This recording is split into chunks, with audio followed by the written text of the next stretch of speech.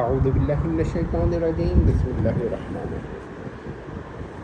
نواب صاحب بانس بریلوی و نقی علی صاحب بانس بریلوی و رضا علی صاحب بانس بریلوی، اور یہ وہی بانس بریلوی ہے جو جگت سنگھ کے دو بیٹے بنسل دیو اور برل دیو کے اسما پر ہے۔ تو ان کے اس شہر کے اصل کے اندر دیو شامل ہے، اور وہ چھپا لیں اس کو تو چھپنے سے اصل تو باطل نہیں ہو جاتی۔ تو بنسل دیوی برل دیوی کے جو نوابین ہیں نا، ان سے انہوں نے ایک شخص ہے موسیٰ سہاگ کافر مشرک، اس کے بارے میں کہا کہ یہ صوفی محقق ہے۔ یہ کرتا کیا تھا، یہ اپنے آپ کو زوجۃ الباری قرار دیتا تھا، نعوذ باللہ من خدا کی زوجہ یعنی بیوی، تو اور عورتوں کی طرح رہتا تھا۔ اتنا غلط آدمی تھا، لیکن نواب صاحب بانس بریلوی نے یہ اس کی تعویل نہیں کی کہ اس کے اوپر کوئی ایسی حالت طاری ہو گئی تھی یا یہ ذہنی مریض تھا، بلکہ اس کو کہا صوفی محقق۔ دیکھ لیجئے، تو یہ یعنی یہ تحقیقی مسئلہ ہے کہ وہ شخص اپنے آپ کو خدا کی بیوی سمجھ رہا ہے، اور ان کی تحقیق ہے کہ وہ خدا کی بیوی تو نہیں ہے۔ تحقیق کا ایک گنجائش دے دی اس کو کہ اس تحقیق کی وجہ سے صوفی محقق تھا، اگرچہ اس کی تحقیق باطل ہی کیوں نہ ہو، لیکن تکفیر نہیں ہے، شرک نہیں ہے۔ لیکن میں آپ لوگوں کو بتاتا ہوں کہ یہ کیوں انہوں نے شرک ہونے کا فتویٰ نہیں دیا۔ آئیے دیکھتے ہیں۔ عام طور پر یہ ان کے وہاں اگر کوئی چیز ذاتی طور پہ مانی جائے نا غیر اللہ میں تو شرک ہوتا ہے، غیر ذاتی طور پر یا عطائی طور پہ مانی جائے تو یہ شرک نہیں ہوتا۔ سمجھ رہے ہیں بات کو؟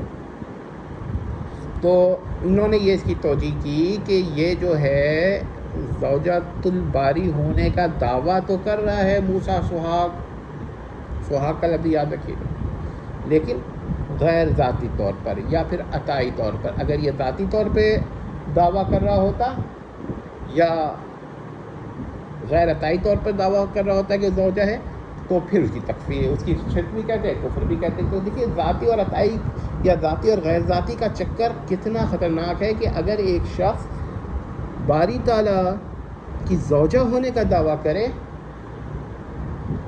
اور عطائی طور پر یا غیر ذاتی طور پر، تو وہ صوفی محقق ہوگا، وہ کافر نہیں ہوگا، وہ مشرک نہیں ہوگا۔ اگر محترم نواب صاحب بانس بریلوی والنقی علی صاحب بانس بریلوی رضا علی صاحب بانس بریلوی، اور کون سا بانس بریلوی، برل دیوی اور بنسل دیوی جو ہیں بانس بریلوی، وہ اگر یہ کہہ دیتے نا کہ اس پر دورے کی حالت تھی، اس کی عقل جذب ہو گئی تھی، وہ ہوش میں نہیں تھا، تو پھر بھی کوئی جواز بن جاتا، لیکن یہ لمحاتی بات نہیں ہے 10 لمحے کی، یہ اس کا ایک دستور تھا۔ تو میں آپ سے پوچھتا ہوں کہ یہ کیا ذاتی اور عطائی کا مسئلہ ہے؟ اچھا ہاں، اور اگر کوئی آدمی کہے کہ نہیں بھائی یہ محترم نواب صاحب بانس بریلوی والنقی علی صاحب بانس بریلوی والرضا علی صاحب بانس بریلوی کا یہ عقیدہ کہ ذاتی اور عطائی سے تقسیم سے شرک ختم ہو جاتا ہے، وہ ٹھیک نہیں ہے۔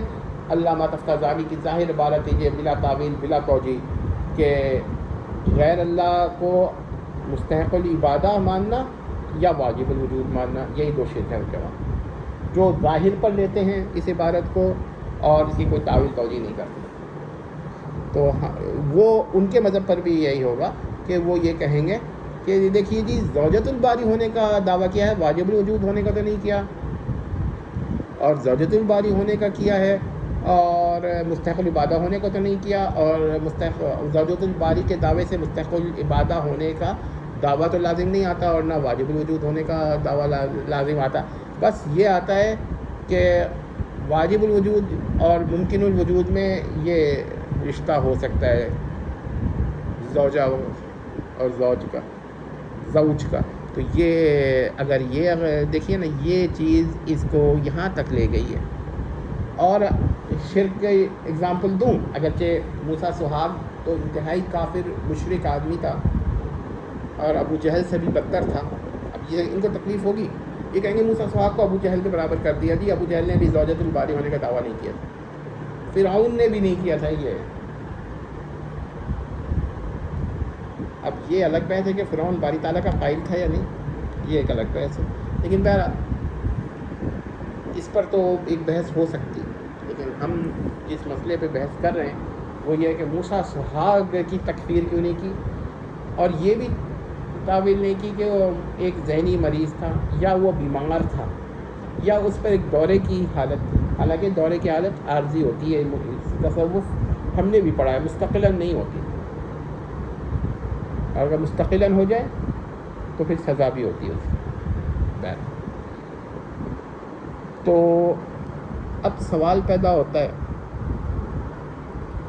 کہ اگر کوئی نعوذ باللہ، استغفر اللہ، لا حول ولا قوت الا باللہ اور اعوذ باللہ، اللہ توبہ کر کے کہتا ہوں، یا کوئی باری تعالیٰ کا زوج ہونے کا دعویٰ کر دے نا، تو انہی لوگوں کے نزدیک وہ بھی کفر و شرک نہیں ہوگا.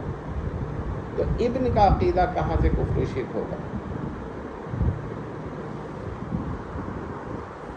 کیونکہ اگر کوئی کہتا ہے کہ فلاں نبی یا ولی یا صوفی باری تعالیٰ کا ابن ہے مگر غیر ذاتی طور پر، عطائی طور پر،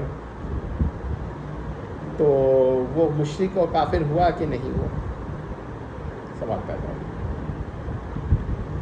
اب آپ کہیے کہ ابن اور اب میں یہ غیر ذاتی محال عقلی ہے ہونا، بحث اس سے نہیں ہے کہ محال عقلی ہے کہ ممکن عقلی ہے. سوال یہ شرک ہے کہ نہیں ہے. شرک کب ہوگا؟ جب وہ ابن الباری ہونے کا بھی دعویٰ کرے اور مستحق العبادہ ہونے کا بھی دعویٰ کرے.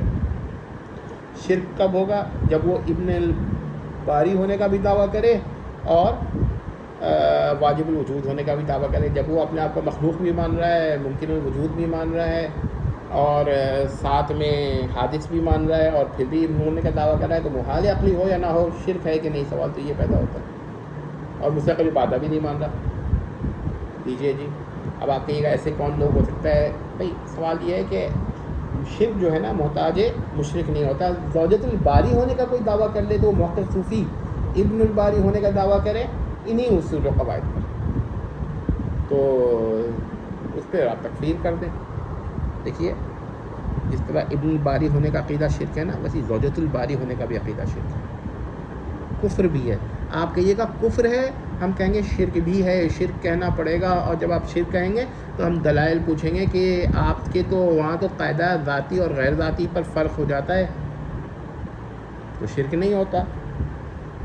آپ کہیں گے محال عقلی، تو سوال یہ ہے کہ کیا محال عقلی ہونا شرک نہ ہونے کی دلیل ہے؟ تو آپ پھر آخر میں آپ یہ کہیں گے کہ نہیں نہیں، وہ مانتا تو کچھ اور ہے، بیان کچھ اور کر رہا ہے. یہ بات نہیں ہے. ظاہر الفاظ شرک ہیں کہ نہیں ہے، باقی اس کا قلبی عقیدہ کیا ہے، یہ ایک الگ بحث ہے.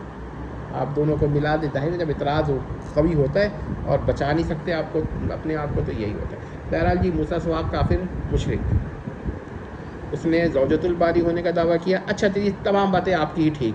اگر کوئی انہی کنڈیشنز پر، انہی ٹرمز پر اپنے آپ کو ابن الباری، بنت الباری ہونے کا دعویٰ کرے، یا پھر خدا کا نعوذ باللہ استغفر اللہ شوہر ہونے کا دعویٰ کرے، تو آپ نے پھر وہی کہنا ہوگا نا، صوفی محقق استغفر اللہ، نعوذ باللہ، ولا حول ولا قوت الا باللہ. امید کرتے ہیں علامہ ساجد صاحب ہماری طرف سے یہ سوال راشد صاحب سے ضرور کریں گے. والسلام.